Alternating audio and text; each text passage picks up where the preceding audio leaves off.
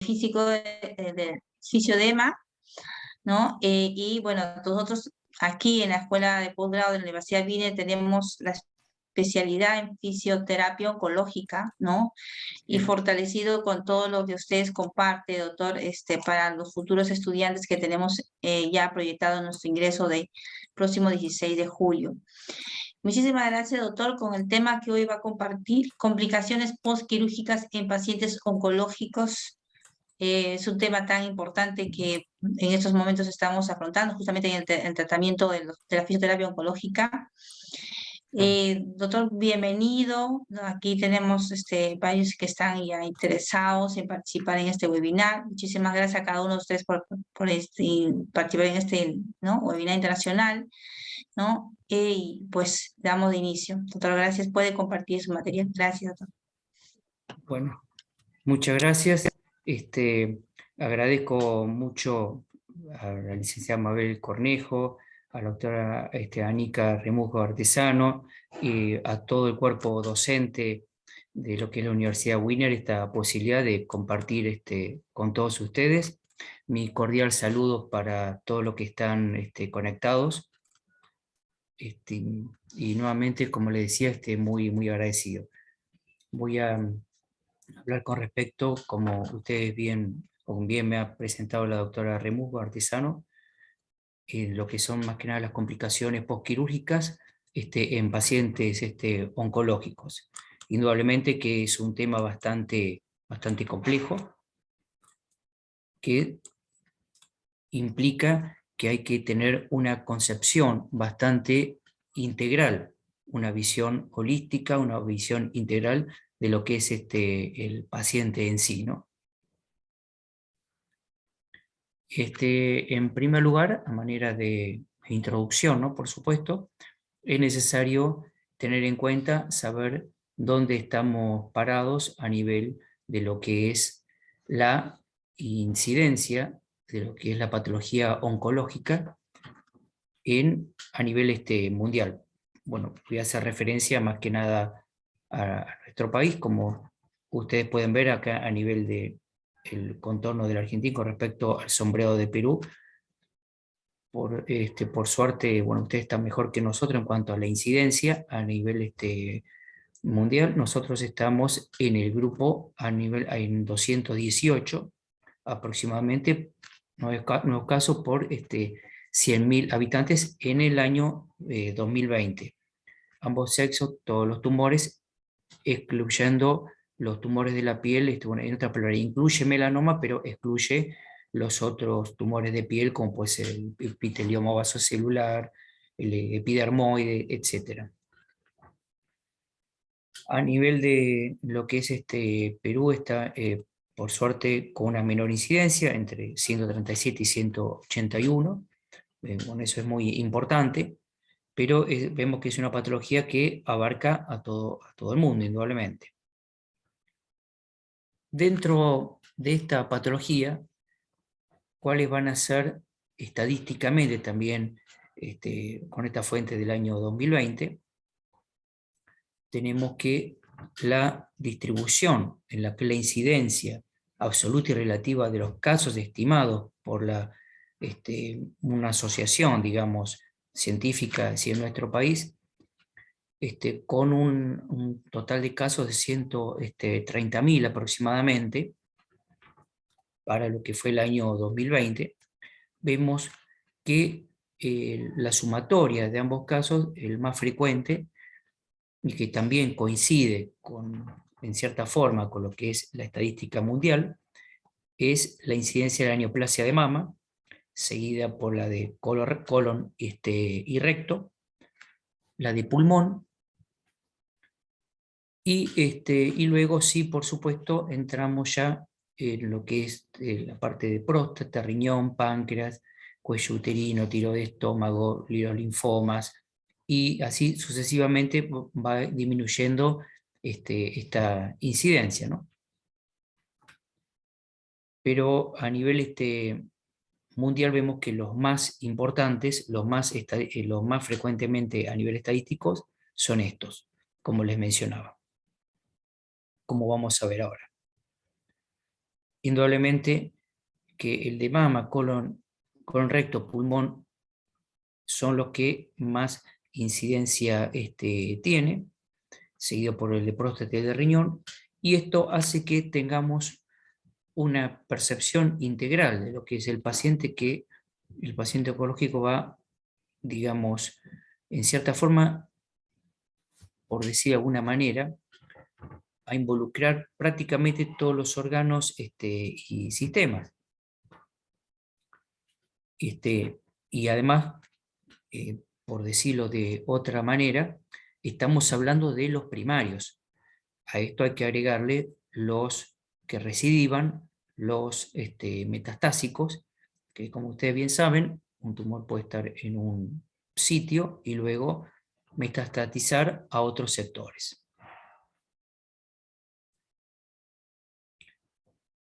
Bien, y ya viendo lo que es la tasa ajustada según la población mundial en 100.000,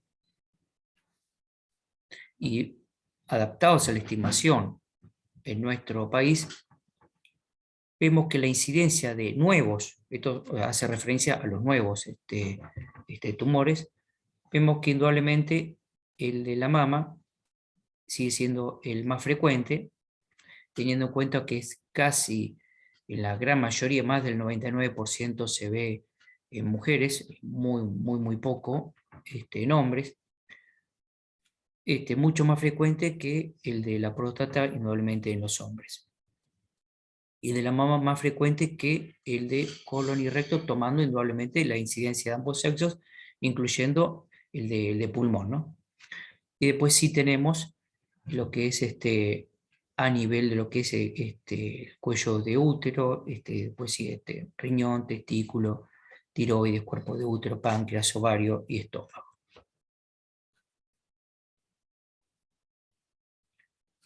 Pero para hablar de todo lo que son las complicaciones posoperatorias, es necesario tener en cuenta también otro concepto, que está tomando mucho auge en los últimos tiempos, que es lo que se llama, a nivel internacional, es un término, digamos, adaptado al castellano, la prehabilitación.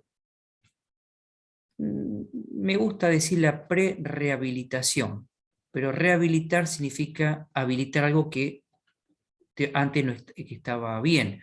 Por lo tanto, habría que buscar una palabra, para lo cual yo no la tengo. Esa palabra son simplemente ideas que tiro al aire, que serían las preparaciones, o, por decir de alguna otra manera, el preparar a un paciente antes de ser sometido a un tratamiento oncológico, en este caso, a una cirugía.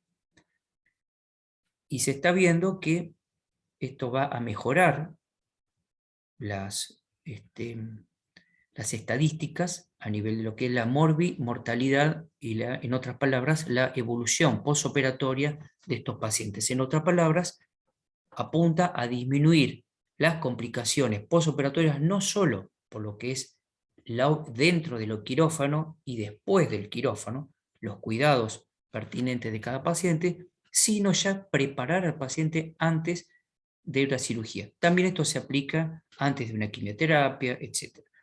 No me quiero ir para otro lado. Por eso que en este caso se tomó este estudio más que nada prospectivo, aplicado a lo que es el cáncer colorectal, y esta preparación o prehabilitación multimodal o multidisciplinaria, por decir de alguna manera, adaptado a nuestro idioma, a nuestras costumbres. Y la hipótesis es que, acorde con distintas revisiones y como planteando este estudio prospectivo, mejorar, digamos, el índice de estas complicaciones posoperatorias. Teniendo en cuenta, han llegado estos autores a esa conclusión de que el 50% de las complicaciones, algunos aspectos que influyen es la capacidad funcional preoperatoria. Es decir, en otras palabras, el estado del paciente previo a ser sometido a lo que es el acto quirúrgico. En otras palabras, el estado general, el estado no solo físico a nivel general, sino a nivel metabólico, como vamos a ver, a nivel de lo que es la capacidad aeróbica, a nivel del ejercicio, es lo que se llama el performance status, el estado general del paciente, que es muy, muy significativo, indudablemente. Incluyendo a lo que es el estado nutricional. Esto, por supuesto, quedan exceptuadas las cirugías de urgencia. Que eso es, por supuesto, otro capítulo, ¿no? Y otro capítulo que es importante en esto es el estado psicológico. Hay que tener en cuenta también toda la repercusión psicológica en sí, no solo para lo que es una enfermedad oncológica, que de hecho está de más decir lo que es la repercusión en cada paciente, sino también la preparación psicológica del mismo, antes de ser sometido a un proceso quirúrgico en este caso, como le decía. Y después, el tabaquismo. Se está visto, por supuesto, que influye en lo que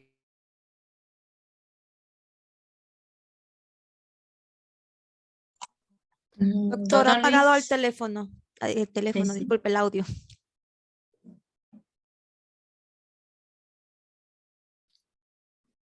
Doctor Luis, tiene el audio apagado. Ahí está. Ya, mejor. Perdón, toqué para pasar con el mouse y sin querer toqué el micrófono. Bueno, gracias. Entonces, como le decía, el tabaquismo influye mucho, es decir, tratar que el paciente mejore o ceda en su hábito el tabaquismo, porque el tabaco influye en lo que es un vasoconstrictor, influye en lo que es la vascularización y la irrigación de todos los tejidos, y esto también va a tener una influencia en lo que es la reparación de los tejidos postoperatoria. Por lo tanto, es importante, aunque parezca demasiado superficial con respecto a una patología oncológica, tener en cuenta este aspecto tabáquico. Por eso que en este grupo, o mejor dicho, en este estudio prospectivo, se han tenido criterios de inclusión, de exclusión, por supuesto, y van a dividir dos grupos, uno con 4 semanas de prehabilitación y un grupo control con la preparación tradicional. Y después va a ser sometido a la cirugía oncológica, en este caso colorectal, como vimos, y luego va a ser, como le decía, va a ser un trabajo prospectivo, 4 a 8 semanas y al año. Y como le decía, esta prehabilitación o preparación, digamos, general del paciente, me gusta más decir esa palabra, es el proceso para mejorar la capacidad funcional del paciente para permitirle resistir un factor estresante entrante. Entrante hace referencia específicamente a la cirugía, pero como le decía, también se aplica quimio, rayos o cualquier otro procedimiento. Y esto incluye todo lo que es el espectro, como le decía, multidisciplinario, nutricional, psicológico, distintos médicos actuantes, y también, por supuesto, están involucrados en este estudio los fisioterapeutas. Y más que nada, la principal labor de los fisioterapeutas en este grupo para hacer la prehabilitación va a ser indicar y hacer un entrenamiento a intervalos y un entrenamiento de resistencia de estos pacientes durante estas 4 semanas, para que se pueda llevar adelante, digamos, este trabajo y esta observación.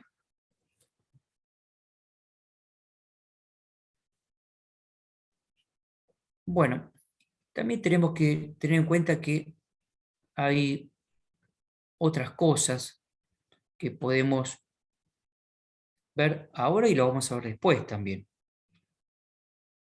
Pero fíjense también en esta preparación a nivel nutricional, que también este estudio, que está hecho en Australia en 2020, ve la incidencia y los factores de riesgo en linfedema de miembros inferiores asociado con el tratamiento con la cirugía del cáncer de endometrio. Con una población de 234 mujeres, se siguieron durante 24 meses en el posoperatorio, donde se vio que el diagnóstico de este linfedema era, por un lado, con bioimpedancia,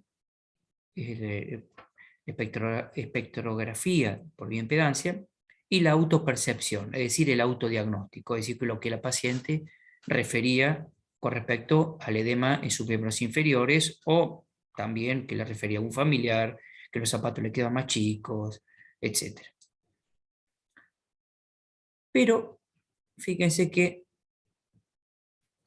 también hay un aumento de incidencia en obesos, y es significativo este aumento de incidencia en obesos de estas complicaciones de la aparición del linfedema, es decir, que también está apoyando lo anterior con respecto a lo que es el estado nutricional. También se ve más en pacientes que tienen, además de la cirugía, que son sometidos a quimioterapia. Es decir, vemos que acá ya empiezan a influir muchos factores.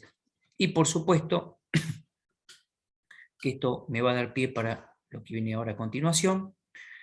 Va a haber más incidencia en mayor cantidad de pacientes con mayor resección ganglionar, es decir, cuanto además de lo que es la resección del útero, la histerectomía, cuanto mayor cantidad de ganglios pélvicos, es decir, de las cadenas ilíaca primitiva o ilíaca interna o hipogástrica se extirpen, mayor va a ser también la probabilidad que aparezca el linfedema.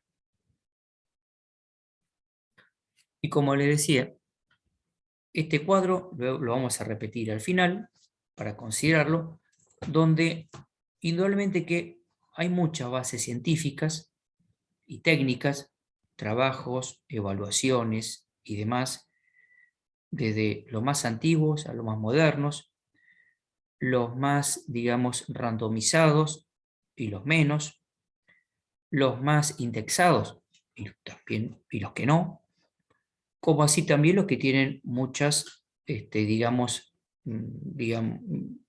cosas positivas para sacar y otros que se sacan solo un par de cosas. Pero siempre las bases científicas y técnicas son muy importantes, por supuesto. Pero además de eso está la experiencia profesional que se suma a las capacitaciones, como la que están haciendo bien ustedes, y quizás las capacitaciones previas que también tengan, no solo de grado, sino de posgrado. Por eso que es importante agregar la experiencia profesional, no solo de ustedes acá en forma individual, sino también eventualmente con lo que es el equipo de trabajo, y mucho más aún si es un equipo multidisciplinario, donde hay varios profesionales con diversas orientaciones y también varios profesionales de diversos de diversas áreas de la salud, fisioterapeutas, médicos, rehabilitadores, nutricionistas, psicólogos, en fin, no me quiero desviar demasiado. Por eso que la sumatoria de las experiencias más las bases científicas van a dar, digamos, las herramientas suficientes para llegar a la evaluación del paciente. Y la evaluación del paciente implica el examen del mismo, que es el examen clínico. Y eso lo hace todo personal de salud que está en contacto con el paciente, sea médico o fisioterapeuta. Obviamente, con cada uno va a aplicar la parte general y después va a orientar su especialidad. ¿Y por qué? Tenemos que evaluar al paciente y después eventualmente, exacto, los exámenes complementarios. Porque todo lo que yo mencione y demás va a estar vinculado al individuo. Porque muchas veces nos ha pasado a nosotros en nuestro afán y nuestra inquietud de la pesquisa científica hablar de muchas estadísticas. Bueno, a ver que yo voy a mencionar pocas estadísticas, simplemente a nivel para mostrar el contexto general. O cuando, en mi caso, bueno, yo ya que me recibí de médico fines del 90, ya 32, 31 años y medio de ejercicio, y uno está con las estadísticas y demás, pero cuando ve al paciente, el paciente le dice a cada uno, perfecto, que el 60% tiene una respuesta, el 20% otra, el 15% la otra y el 3% la otra. Y el paciente a uno lo mira y seguramente lo dirá en forma tácita o verbal y dice, bueno, y de toda esa estadística a mí cuál me toca. ¿Me va a tocar el 60 o me va a tocar, o está en el 1%?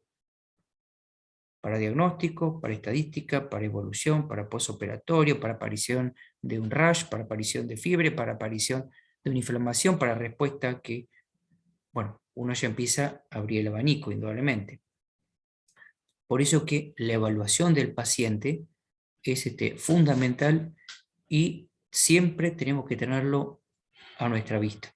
Y más en el caso nuestro, que es quirúrgico, porque el paciente es único y siente su acto operatorio o su procedimiento o su rehabilitación, en el caso de usted, como única. Para el paciente la estadística está perfecta, está maravillosa, pero él es único, indudablemente. Bueno, esto indudablemente seguro que ustedes lo aplican en el caso, pero simplemente a manera recordatoria. Y siempre tenemos que adaptarnos al contexto, luego de evaluar al paciente, por supuesto, al contexto socioeconómico, porque estamos en Latinoamérica. Y hay una realidad inherente a nuestro continente que nadie está exento de la misma. Luego sí podemos establecer lo que es una estrategia terapéutica, pero no debemos saltar ningún paso, sino que en forma como marca la fecha. Esa es mi sugerencia. Por supuesto, respetaría otras opciones, por supuesto. Bien, y vamos a ver ya de lo que son las complicaciones quirúrgicas en los pacientes oncológicos. Las traté de agrupar, a mi humilde criterio, por supuesto, para que sean lo más simples posibles, para organizarlo de otra manera. Porque cuando estaba preparando la clase, dije, no, llevarlo de estadística, la cantidad de cosas que hay en cada cirugía, no, por un paciente oncológico, como les dije al principio, puede estar operado desde el cráneo hasta la punta del pie, desde la piel hasta el interior de cualquier víscera o hasta una vértebra. Pero entonces vamos a hacer a la inversa. Vamos a adaptarnos, por lo tanto, a ver qué dentro de esa evaluación, ustedes pueden o no estar dentro de un quirófano para observar, pero lo más probable es que no estén, salvo algún paciente muy especial. Sin embargo, es necesario que siempre sepan un paciente operado qué se le ha hecho. Si pueden hablar con el cirujano, mejor. Lo que le relata el paciente, ver un informe, un protocolo quirúrgico, una hoja quirúrgica, como se dice también, como así también un resumen, una epicrisis, algo, para saber qué se le hizo al paciente. Y en base a eso, ustedes pensar, analizar y pensar en forma topográfica y funcional. ¿Qué significa? Desde que con el bisturí el cirujano cortó la piel y empezó a profundizarse, llegar hasta el órgano, él o los órganos blancos que fueron objeto de la cirugía, para luego extirpar, reparar, colocar, reemplazar, bueno, lo que haya hecho el cirujano, obviamente, y luego proceder al cierre. Es decir, ¿cuáles fueron todos esos pasos? Entonces, ahí sí, ustedes pueden observar y pensar qué es lo que pasó, y tener una cosmovisión totalizadora. No pensar solamente en el órgano, sino pensar en todo, y más si son cirugías grandes, indudablemente. No es lo mismo sacar un nevus, melanoma, que algún otro que una gran cirugía oncológica, por supuesto. Y dentro de estas, digamos, adaptaciones o clasificación según órgano o sistema, tenemos, por ejemplo, alteraciones neurológicas centrales o periféricas, es decir, desde manifestaciones centrales o de los nervios periféricos, que pudieron verse afectados por la cirugía, ya sea a nivel craneal o a nivel medular central o periférico, ya sea a nivel de los plexos o a nivel de los nervios periféricos, cuáles pudieron haberse afectado por diversos motivos: de compresión, de hematoma, hemorragia, de lesión directa. También tenemos déficits hormonales o enzimáticos.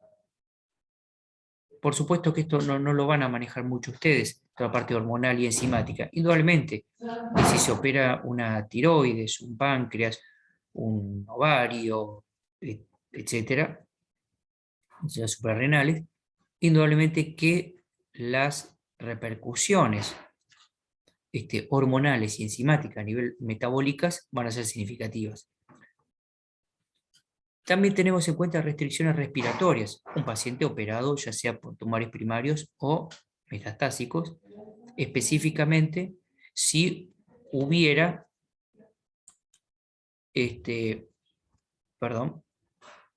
si hubiera alguna lesión, digamos, a nivel respiratorio que tratar. Por ejemplo, una cirugía a nivel torácica, ya sea sacar parte de un pulmón, una lobectomía, o unas cirugías en menos, o hasta un pulmón entero o un lóbulo, por ejemplo. Ver también cómo queda la recuperación pleural, a nivel eso, con los tubos pleurales correspondientes. Después los trastornos de la absorción, tránsito y evacuación intestinal, ya sea desde los tumores de orofaringe, faringe propiamente dicha, esófago, estómago, todo el tubo digestivo, incluyendo colon recto, que son los más frecuentes, y hasta lo que es el margen anal. Todos estos tumores, es decir, cómo va a influir, digamos, en lo que es la absorción, estos pacientes con déficit de absorción, que pueden quedar, ya sea por cirugía de estómago o de intestino delgado, etcétera, del tránsito que puedan tener del mismo, el hábito evacuatorio y después la evacuación. Ni hablar, por ejemplo, si estos pacientes quedan con una alteración de su evacuación, ya sea por una colostomía, que puedan llegar a tener, como así también por trastornos en la continencia, o pacientes que quedan con una diarrea o con intestino corto, por ejemplo, o con una incontinencia digestiva o fecal, lo mismo que una incontinencia urinaria, o como alteraciones de la función renal que también pueden aparecer, o transportes, ni hablar cuando tenemos cirugías de próstata, que vimos tumores de próstata, de vejiga, algunos uterinos, por ejemplo, o uterováricos que pueden afectar quizás a los uréteres. Es decir, como ustedes se dan cuenta, hay una gran cantidad de opciones. O a lo mejor se opera un linfoma, por ejemplo, tumor de ovario metastásico, que hubo que extirparlo en parte o en su totalidad, y que afectan los uréteres, por ejemplo. Y esto puede traer una hidronefrosis, trastorno de función renal, o cuando hay una neovejiga porque se extirpa la vejiga totalmente, o un tumor próstata con los trastornos de evacuación de orina y demás. Y ni hablar si hay tumores, por ejemplo, a nivel de genitales externos, de vulva o pene, lo que es el control de lo que es el esfínter para lo que es la continencia o la incontinencia al respecto. Entonces se dan cuenta que Por eso que hablar de complicaciones, me gusta hablar también de efectos, eventos posquirúrgicos, porque a veces que la palabra, algunas sí son complicaciones, otras son eventos que ocurren cuando se extirpa, por ejemplo, un determinado órgano en su total o forma parcial, indudablemente que va a haber déficit de muchas de sus funciones y repercusiones. Es decir, por eso que hay muchos que son eventos y complicaciones, digamos, post estas cirugías oncológicas. Y después, por supuesto, el déficit de fertilidad en todo lo que es indudablemente las cirugías vinculadas con el tema, tanto a nivel femenino como a nivel masculino, y también el tema de la impotencia también vinculado con el tema masculino, indudablemente tanto en la cirugía de próstata, como así también en las cirugías vinculadas con lo que es la uretra o propiamente el pene directamente, ¿no? Y como si esto fuera poco, las limitaciones motoras. Y estas limitaciones motoras muchas veces pueden estar vinculadas desde el punto de vista general de la cirugía o más bien localizado. Por ejemplo, si hubiera un sarcoma de partes blandas o un tumor metastásico o un vaciamiento ganglionar inguinal, axilar, cervical, vamos a tener limitaciones motoras, especialmente en miembros superiores inferiores, o resecciones amplias de melanomas, por ejemplo, con colgajos, etc.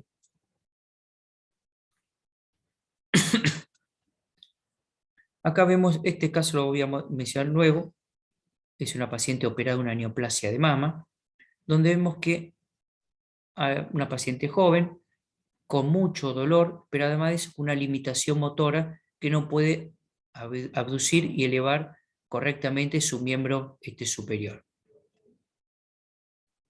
Menos, por eso que es muy importante, como vemos aquí alcanzamos a ver lo que es la cicatriz de la axila, que es una cicatriz pequeña, pero a veces trae sus limitaciones. Aquí tenemos un paciente operado de melanoma de cuero cabelludo, con un Clark y un 4 y un Breslow altísimo, por lo cual el oncólogo de cabecera le pidió que se le hiciera la biopsia ganglio centinela. Se le hace la marcación en medicina nuclear, ya dos meses después de la cirugía y la resección. Acá está la marcación en medicina nuclear, se marca, estos dos son los principales, este es un accesorio, retroauricular y un cervical ascendente, un cervical posterior, y vemos a menos de un mes de operado, la cicatriz acá retroauricular, bueno, ya le creció el cabello, y la otra cicatriz. Por suerte, se tratan de hacer cicatrices o incisiones que sigan las líneas de fuerza, también para que estéticamente no se note demasiado.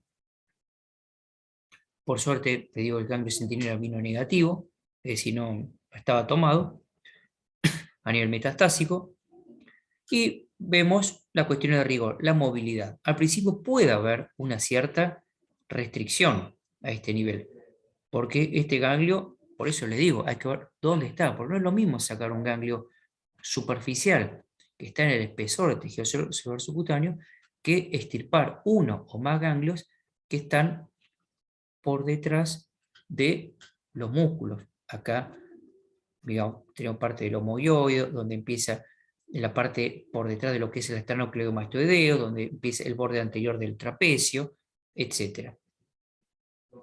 Entonces no es lo mismo extirpar un ganglio que está por la parte profunda de lo que es un esternocleidomastoideo y un trapecio, que uno que esté superficial en el peso del tejido graso superficial.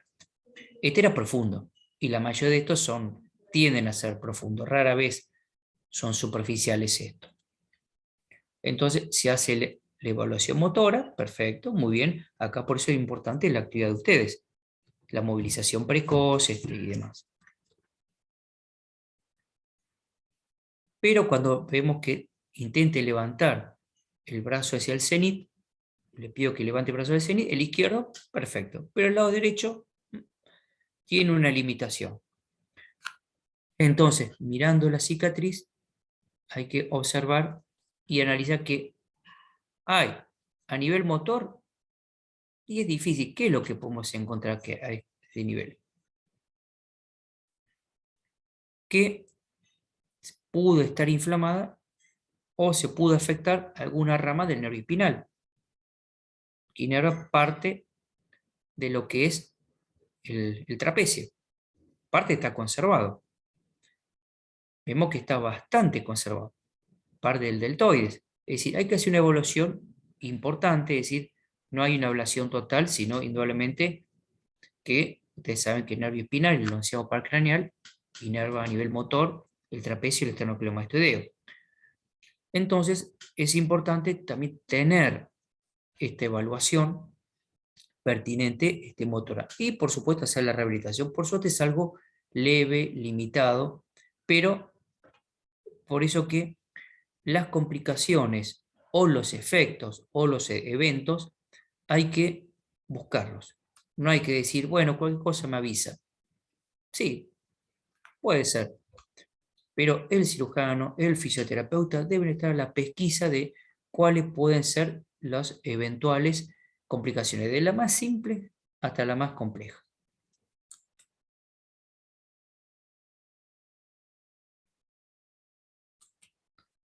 Bueno, según también órgano-sistema, también tenemos, como le digo, esto se va a adaptar a cada lugar. El dolor, sí, el dolor se puede dar en cualquier parte, un dolor postoperatorio. Cualquier cirugía es inherente a cualquier cirugía y también la sensibilidad de cada paciente. Y después también tenemos las alteraciones sensitivas. Inflamación, alteraciones sensitivas de hipoestesia, parestesias, inflamaciones, infecciones locales y generales, el edema, puede haber, alteraciones cardiológicas, metabólicas, medio interno, hasta grandes complicaciones que indiquen que el paciente tenga que ir a una UCI, por ejemplo. Colecciones, es decir, líquidas, que puede haber en el interior de las cavidades, hasta necrosis, ya sea necrosis no solo de la piel, sino necrosis de órganos que se han hecho anastomosis, se han hecho reparaciones, sutura, cuando se saca una parte del intestino y se vuelven a unir, puede haber necrosis de las suturas, o en un colgajo, puede haber, por supuesto, y eso hay que buscarlo y siempre hay que estar ante alguna duda, consultar con el cirujano correspondiente.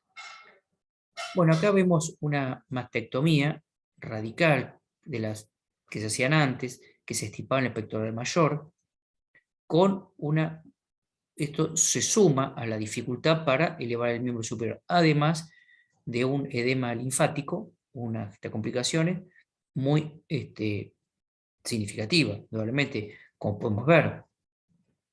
Y además, este edema generaba también dolor en la paciente. Por dolor, pero no dolor del linfoma, dolor del hombro, por la pesadez, dolor de lo que es el manguito rotador. Y acá vemos también, en este caso, una paciente joven con una cirugía conservadora de mama, una tumerectomía, donde tenemos que ir viendo que también esta paciente tenía una mastitis, una inflamación de la mama. Leve, por supuesto, se dio rápidamente, pero al margen de todo esto, una pequeña mastitis. Se dio con antibióticos, antiinflamatorios, bueno, es decir, por eso que uno no solo tiene que ver el brazo, sino ver la mama, ver todo, preguntar al paciente y observar. Todas las complicaciones hay que buscarlas precozmente. O en este caso, ya esta es una complicación, ya es una infección, también una mastectomía, pero ya es un postoperatorio alejado. Esta es una erisipela del miembro superior, una paciente que al no tener sus ganglios de la axila, luego de un vaciamiento axilar, tiene una disminución de sus defensas, por lo tanto son más susceptibles. Estas sean como complicaciones ya alejadas, postoperatorias, postquirúrgicas alejadas. Puede darse en el postoperatorio inmediato, cierto, pero en este caso es alejado.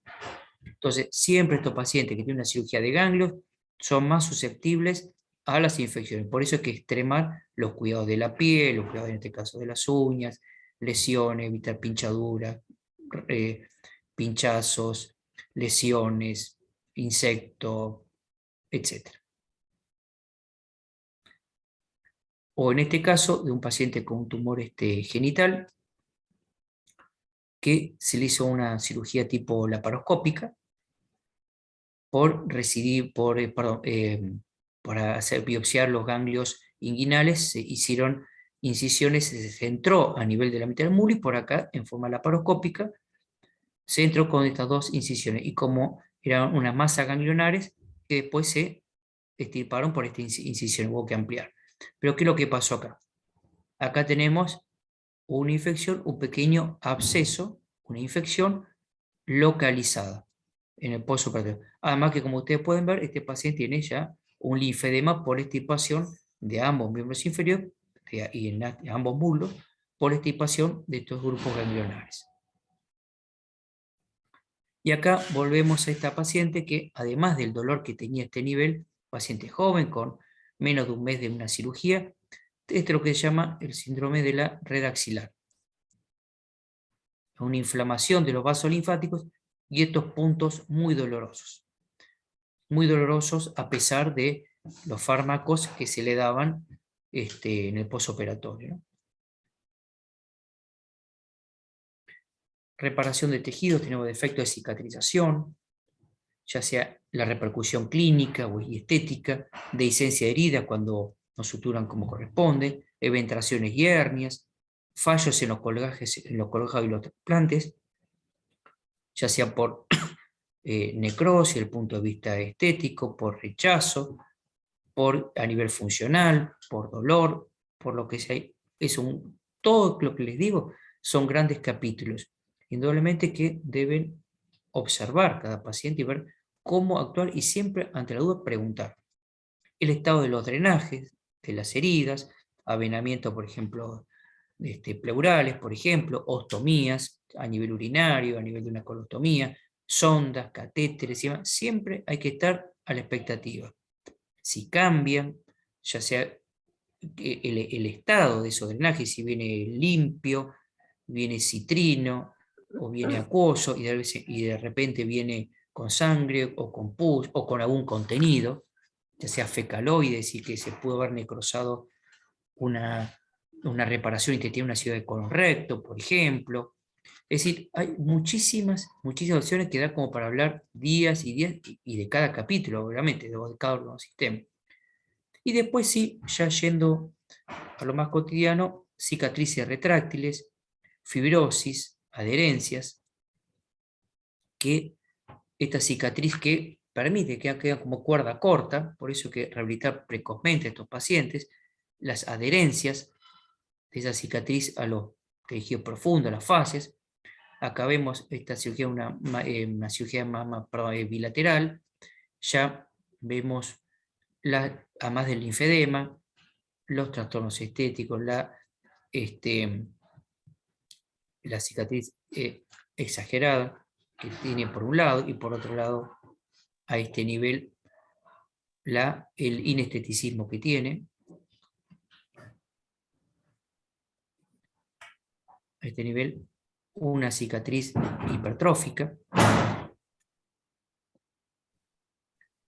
Y después ya yendo específicamente al sistema sanguíneo linfático, presencia de hemorragias, hematomas, trombosis venosa y la gran temida embolia pulmonar, linforragia, cuando sale linfa, como ese agüita que se llama habitualmente, linfocele o seroma, especialmente en la cirugía de mama, cuando se acumula por debajo de lo que es la pared desde el superficial del tórax, en el piso del tejido subcutáneo, muchas veces, o a veces entre los planos musculares, y el linfedema, como ya estuve mencionando.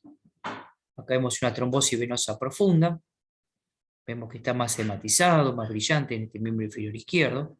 Esto sí es una urgencia. Ante la duda, se consulta, se hace un estudio, un ecodoppler, consulta con el médico correspondiente. Una trombosis venosa profunda del brazo, ven acá cuando palpé cómo quedaron mis dedos marcados, como tiene este color rojo cianótico, que no es el de la infección que vimos en otro paciente. Trombosis venosa profunda axilo-subclavia, una paciente operada de mama, de la neoplasia de mama, por supuesto. En un paciente masculino, como se dan cuenta, con una recidiva de un linfoma, una biopsia ganglionar, y esto es un seroma. Es decir, se punza, ahí tiene una cicatriz que estaba como abombada, y se saca parte de esta linfa, que este es un pequeño seroma o linfocele, acá a nivel de por encima de la ingle del paciente.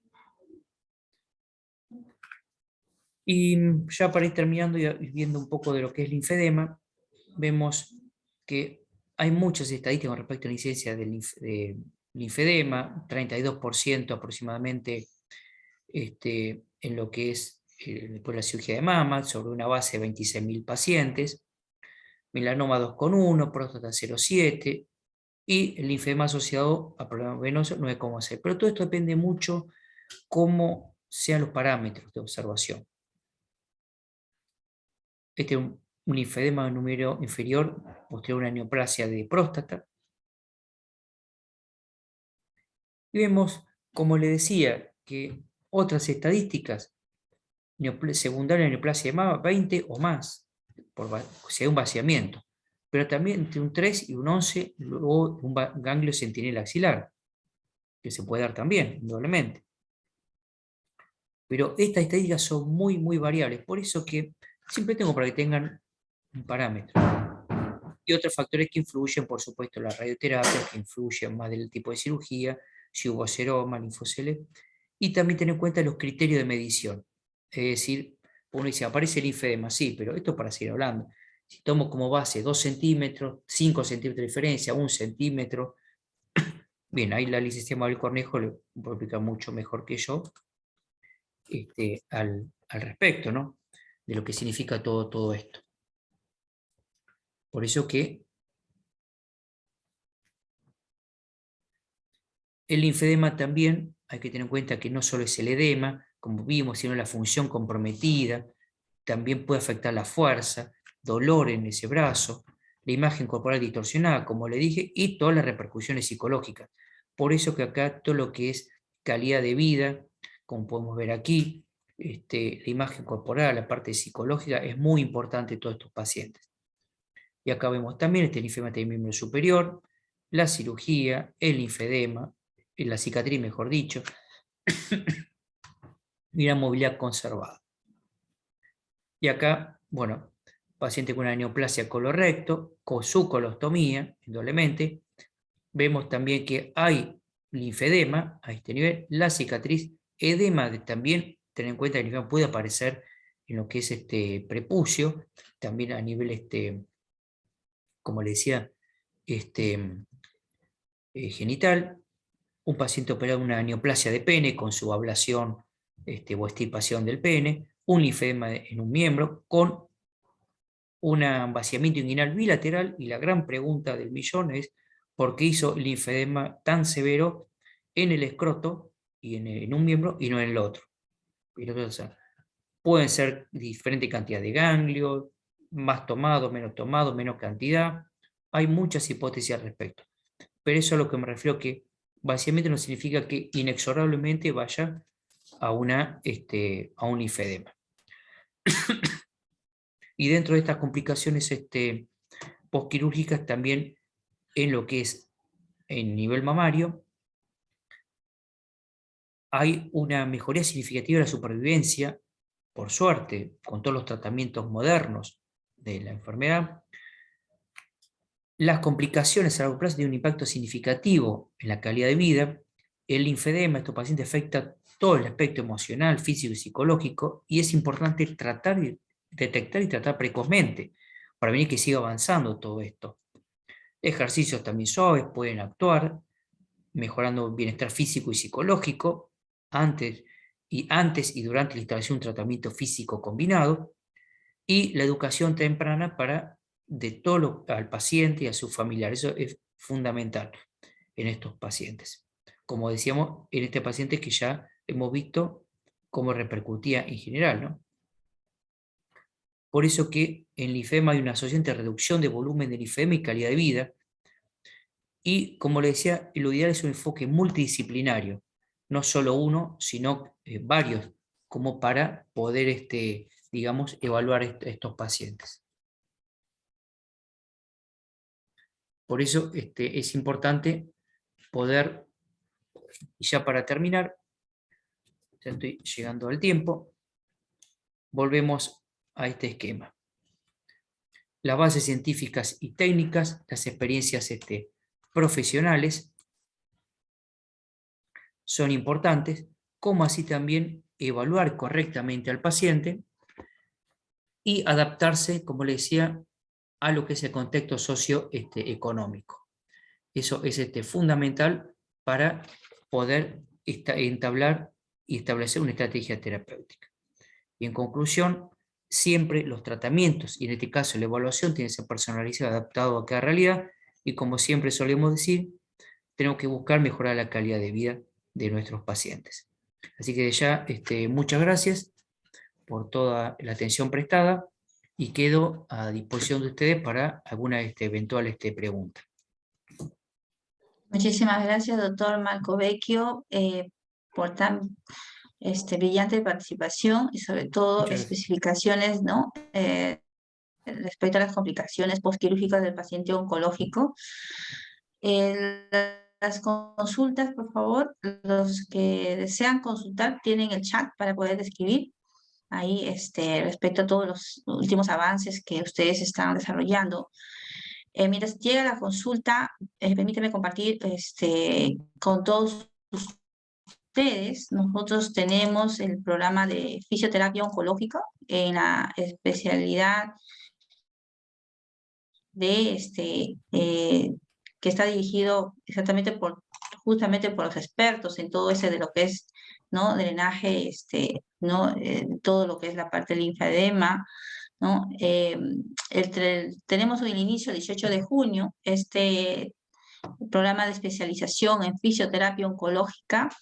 Tiene con el fin de prevenir, tratar y resolver las secuelas del proceso y el tratamiento oncológico mediante técnicas de fisioterapia que incluye la actividad física, terapéutica. Aquí los conocimientos y las técnicas especializadas se les va a fortalecer sobre todo en el abordaje interdisciplinar de la enfermedad para mejorar, como dijo el doctor Marco Vecchio, la calidad de vida de los pacientes y su entorno, ¿no? Tenemos definitivamente dirigido a bachilleres y licenciados en tecnología médica, terapia física y rehabilitación y profesional de la salud interesados. Este programa de especialización tiene una duración de 4 meses, 4 módulos, ¿no? En el cual se aborda todo lo que es el primer módulo, fundamentos de la fisioterapia oncológica. En el módulo 2, evaluación fisioterapéutica del paciente oncológico, criterios y prescripciones del ejercicio.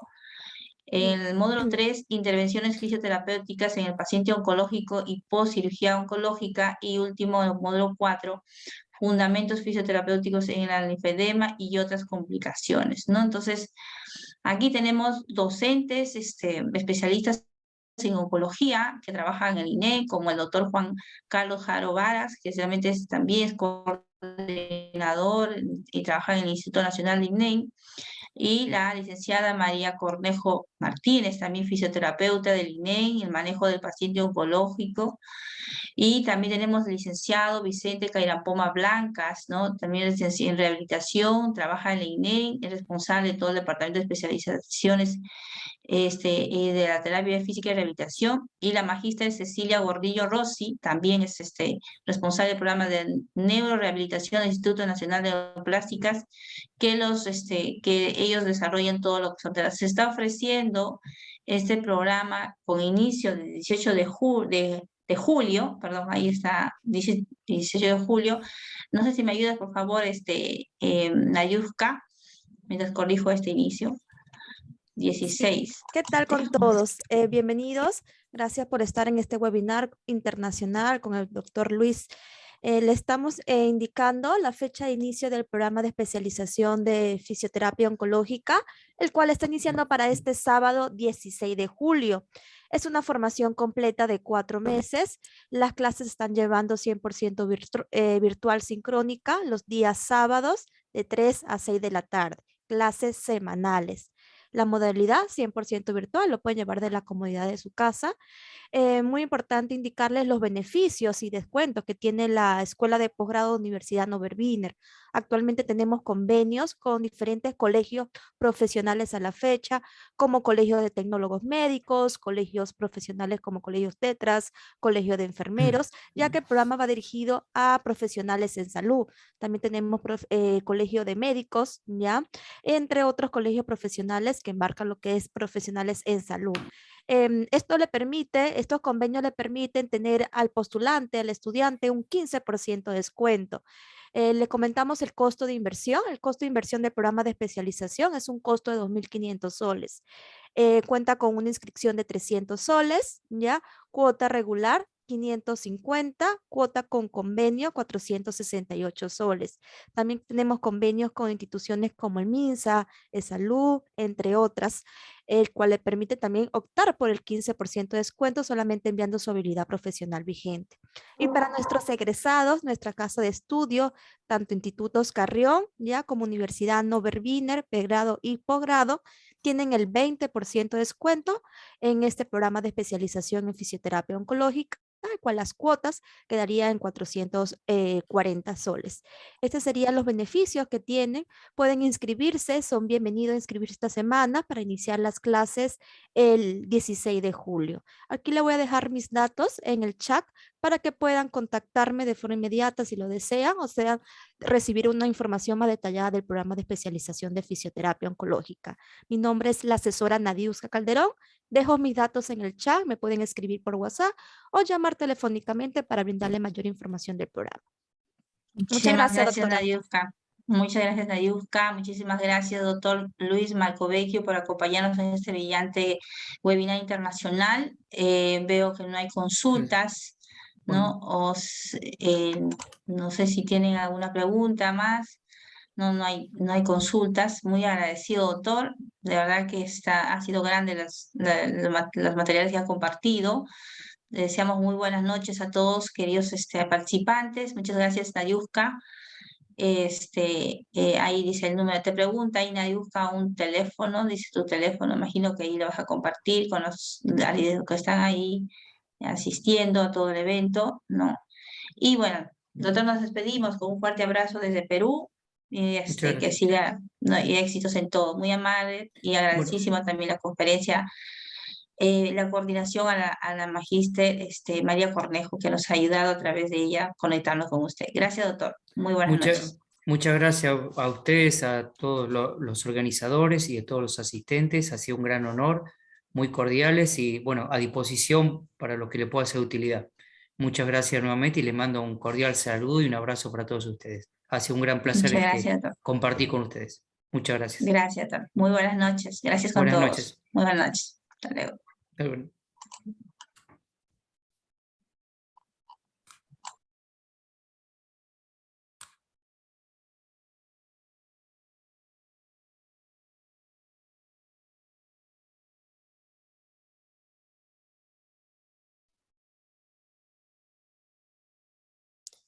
Chantal levantó la mano. Sí, Chantal, estoy aquí.